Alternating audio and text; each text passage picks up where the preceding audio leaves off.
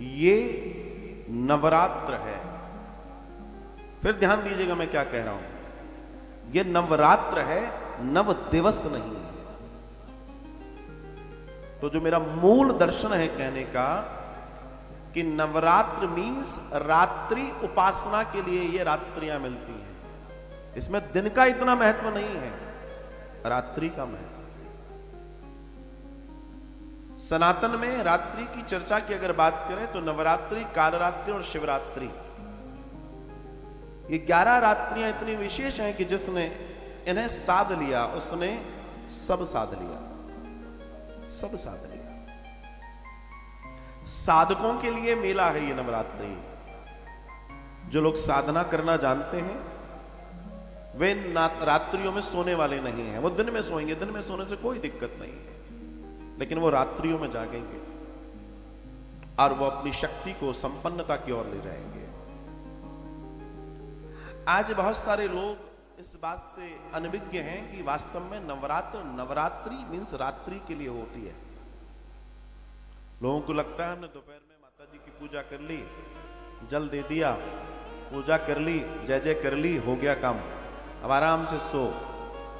लेकिन इन नवरात्रियों में जो सो गया सो खो गया, गड़बड़ मामला। कहने का तात्पर्य अगर आप वास्तव में किन्हीं महान चीजों की प्राप्ति करना चाहते हैं तो ये नवरात्र आपके लिए सोने का एक अवसर है, स्वर्णिम अवसर है। और इसे जैसे चाहे अपने जीवन में आप उपयोग में ला सकते हैं, जैसे चाहे। तो ये नवरात्र कितने अच्छे से अपने जीवन में हम साधें, ये जानना बहुत जरूरी है।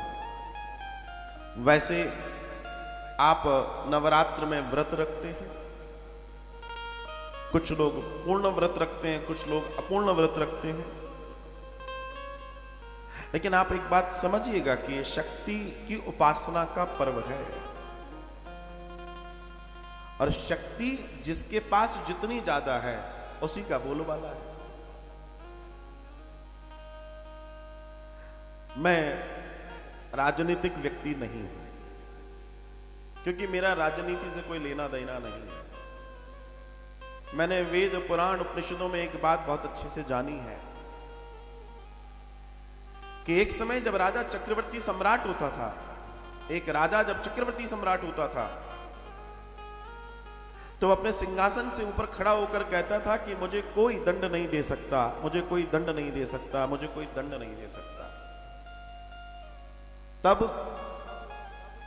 उनके बगल में खड़े हुए कुलगुरु धर्मदंड जिनके हाथ में होता था वो उनको 3 बार मारते थे ऐसे और कहते थे धर्म तुम्हें दंड दे सकता है, धर्म तुम्हें दंड दे सकता है, धर्म तुम्हें दंड दे सकता है। और ये दर्शन मैं इसलिए आपसे बता रहा हूं कि जब आदि अनादि काल से सभ्यताएं चली आई हैं, जब राजा अपना राज्य चलाते थे तो उस राज्य को चलाने में धर्म उनकी सहायता करता था, और आदि अनादि काल से ये चला आया।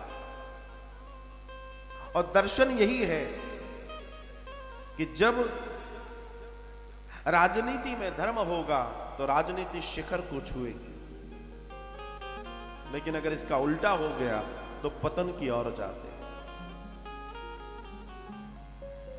मेरा जो कहने का तात्पर्य है, आपको मिले हैं 9 दिन, और ये 9 दिन बहुत कीमती है। मेरा आपसे विनम्र निवेदन है, आपने जिंदगी के कितने दिन काट लिए मुझे फर्क नहीं पड़ता, कितने काटोगे मैं नहीं जानता, लेकिन ये 9 दिन बहुत सावधानी से काट लीजिए। काटना क्या है? पुण्यों की खेती। अगर आपने इन 9 दिनों को मेरे अनुसार थोड़ा सा अनुसरण कर लिया, मैं आपसे वादा करता हूं 9वें दिन आपके चित्त में एक अलग प्रभाव की अनुभूति आप स्वयं करेंगे, आपको स्वयं को वो अनुभूति होगी। तो क्या आप वो अनुभूति करना चाहते हैं? अरे बोलो ना, क्या खाया था आज? आवाज जरा दम से निकालना करो। अनुभूति करना चाहते हो? बोलो जय माता दी, जय माता दी, बोलो जय माता दी, जय माता दी, जय माता दी। जय जय माता दी। अब लग रहा है जरा मजबूत लोग, मेरे को अब ताकत मिल गई आपकी आवाज से। अब लगता है कि मैं सुरक्षित लोगों के बीच में बैठा हूं, दमदार लोगों के बीच में। जय हो। तो बड़े प्रेम बड़े भाव से अपने मन में मां को ध्यान करें।